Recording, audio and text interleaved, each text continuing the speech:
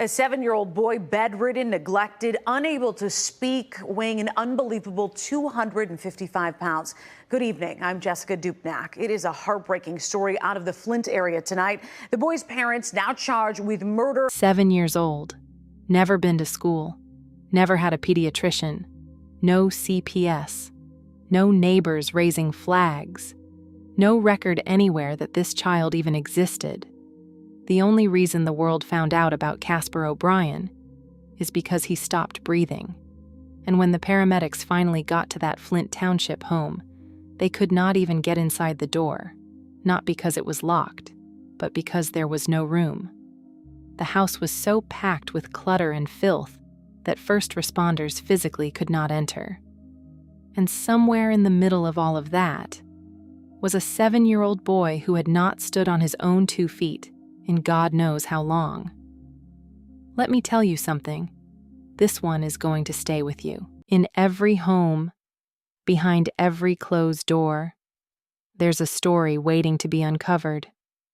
Welcome to Dark Whispers, where we dive deep into the hidden truths of domestic crime and the relationships that turn deadly. If you're drawn to real stories, powerful insights, and the shadows most people avoid, you're in the right place. Subscribe now and step into the whispers they never wanted you to hear. Damian O'Brien was 40 years old. His wife Jessica was 41. By all outward appearances, they were a functioning household. Damian had a good job. They had real health insurance, the kind of coverage that most families wish they had. They lived in a home in Flint Township, Michigan, in Genesee County. On the outside, nothing screamed emergency. Nothing screamed crisis. That was the problem. Because inside that home were 2 children that the rest of the world had no idea existed. Their son Casper was 7 years old. Their daughter was 5. And neither of these children had ever been enrolled in school. Neither of them had a regular doctor. Child Protective Services had never been called out there. No teacher had ever noticed they were missing from a classroom. No neighbor had ever filed a report. None of these kids existed in the eyes of the government. That quote right there did not come from a dramatic headline. That came directly from the Genesee County prosecutor. These children were completely off the grid, hidden, invisible. And when you are invisible, nobody comes looking for you. Nobody notices when things go wrong. Nobody notices when things get very, very bad. Casper was nonverbal. He likely had autism, according to investigators, though he was never formally assessed. He had never received a proper diagnosis because he had never received proper medical care. He had been to the doctor exactly once in his entire life. Once. And by the time anyone outside that house laid eyes on him, he weighed 255 pounds. 255 pounds. At 7 years old. Standing at just 50 inches tall, that is barely 4 feet. The CDC says a healthy weight for a boy his age, and height falls somewhere between 50 and 73 pounds. Casper weighed more than 3 times that. He was bedridden. He could not move on his own. He could not speak. And he had been living in those conditions, in that house, for what investigators believe was years. Moving on, because this next part is where it gets even harder to sit with. The house itself told the story before anyone said a single word.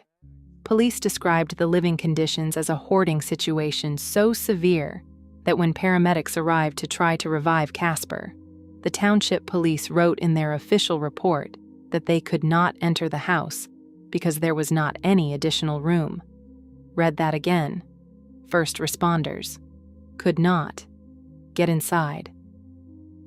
The landlord had been noticing things were off for a while. He had become concerned that the house was falling into disrepair, and when he tried to check on the property, the O'Briens would not let him in. Instead of opening the door, they would leave the rent money on the porch. They left the rent on the porch, so nobody would have a reason to come inside. Now think about what that tells you. This was not a household in chaos that spun out overnight. This was a calculated effort to keep people out, to keep the world from seeing what was happening behind that door. And what was happening was that 2 children were being swallowed alive by the neglect of the 2 people who were supposed to protect them. Casper's 5-year-old sister had it bad too. When police walked into that home on November 4th, 2025, that little girl was running around naked, and the officer who responded described her, and I want to be careful with this because she is a child, but the officer said she was, for lack of a better term, like a feral child, a 5-year-old, acting as though she had never had consistent human care in her life. Period. That house was not a home. It was an isolation chamber for 2 kids who had no voice and no way out. And here is the part that the prosecutor kept coming back to, the part that he said he could not wrap his mind around. Damian and Jessica O'Brien had health insurance, real coverage, for the whole family. Casper, who was nonverbal, bedridden, and almost certainly suffering from undiagnosed conditions, could have been seen by a doctor, could have been referred to specialists, could have received care, but he was not taken to a doctor. He was not taken anywhere. Oh, so now they had insurance, they had income, and they still let this child deteriorate to the point where he could not get out of bed. The prosecutor said it himself. The dad had a good job. They had real health insurance. And that morning, the morning Casper's heart gave out, they had even called their veterinarian to have their dog treated. The dog. They called the vet for the dog on the same morning their son was in cardiac arrest. Make it make sense. November 4th, 2025. That is the day it all collapsed. Damian and Jessica O'Brien called 911 from their home on Dania in Flint Township. The call was for a child in distress. Casper was not breathing. When paramedics pulled up to that house, they were not prepared for what they were walking into.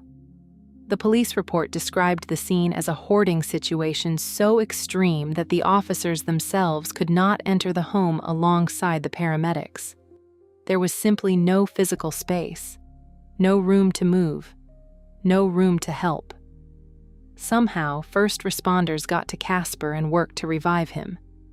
He was rushed to Hurley Medical Center. He did not make it. Casper O'Brien was pronounced dead a short time after arriving at the hospital. 7 years old, 255 pounds, a child who had spent his entire life inside a house that the rest of the world never knew he was in.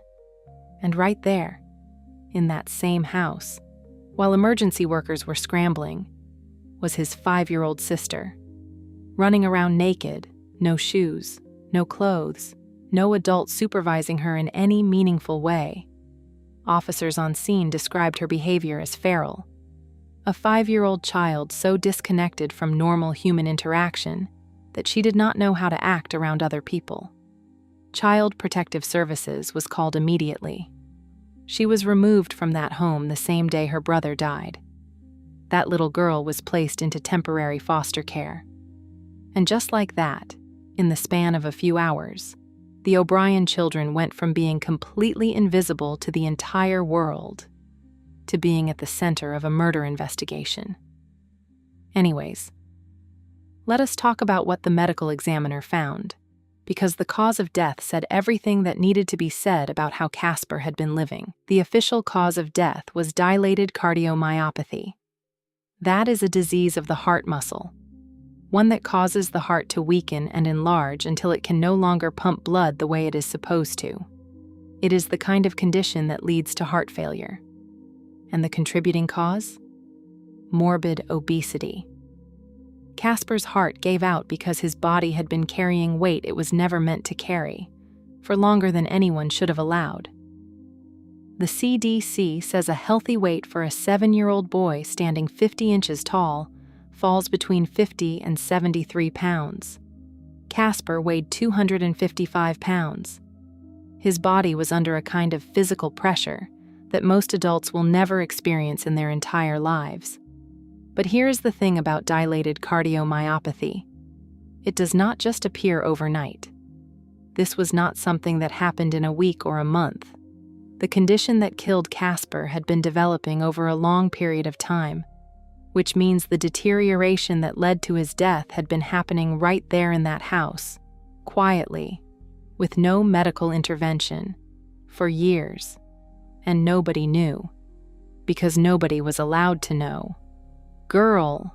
When investigators started pulling this apart, the picture that emerged was devastating. Casper had been to the doctor exactly once in his life. Once. A child who was nonverbal, who likely had autism, who was growing at a rate that should have triggered every alarm in a pediatrician's office, had only ever been seen by a medical professional a single time. He had no pediatrician on record. He had no therapist, no specialist, no school, which means no teacher who might have noticed something was wrong. No mandatory reporter had ever laid eyes on this child. The Genesee County prosecutor, David Layton, said something in one of his statements that was hard to hear but needed to be said. He pointed out that neither of these children even existed in the eyes of the government. CPS had never been called out to that address. Nobody knew about these kids. They had not been to school. There was no paper trail, no footprint, nothing. 2 children, completely erased from public record. And the thing that kept coming up during the investigation, the thing that Prosecutor Layton said made no sense to him, was the resources that were sitting right there, unused. The O'Briens had health insurance, real coverage. Damian had steady employment. There was no financial excuse that could explain why Casper never saw a doctor, why he was never taken anywhere, why his weight was never flagged, never treated, never even acknowledged by anyone with the ability to help him. So what? They had everything they needed to get this child care, and they chose not to. The prosecutor did not mince words. He called it cruel and extreme suffering caused by neglect. And then he went a step further. He said that when you look at the full picture, what you are looking at is willful and wanton misconduct. That distinction matters, because willful and wanton misconduct is not an accident. It is not an oversight. It is a conscious choice to do nothing while someone in your care is suffering. And the vet call kept coming back up, over and over, because on the morning that Casper went into cardiac arrest, the same morning, his parents had already picked up the phone and called their veterinarian to have the dog seen. The dog got a vet appointment. Casper had been to the doctor once in his entire life. There are no words. What investigators could not understand, and what the prosecutor kept circling back to, was the deliberateness of it all. The house sealed off from the landlord, the rent left on the porch, the children never enrolled anywhere, the insurance never used for either kid, every layer of the outside world, carefully kept at a distance. This was not a family that fell apart quietly. This was a household that worked very hard to make sure no one was ever looking in.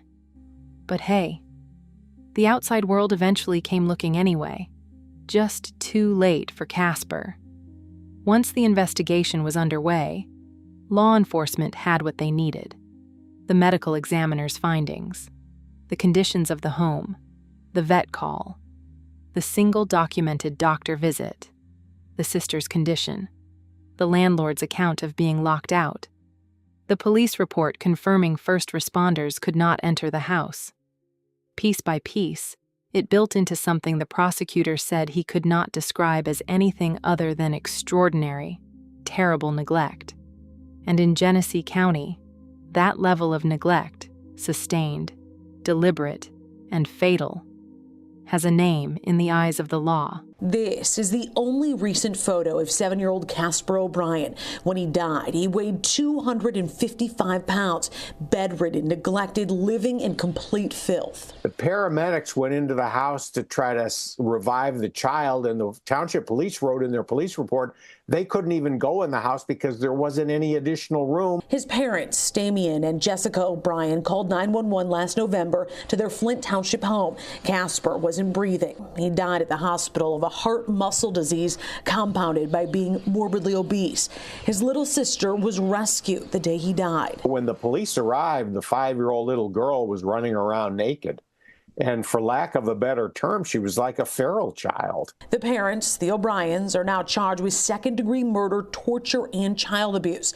Genesee County prosecutor David Layton says Casper was nonverbal and likely on the autism spectrum, but neither child received medical care. What investigators can't understand, Mom and Dad both worked and had health insurance for the family. They knew enough to call the veterinarian the very morning that the child went into arrest because the dog was sick, but yet they don't take the kids to the doctor.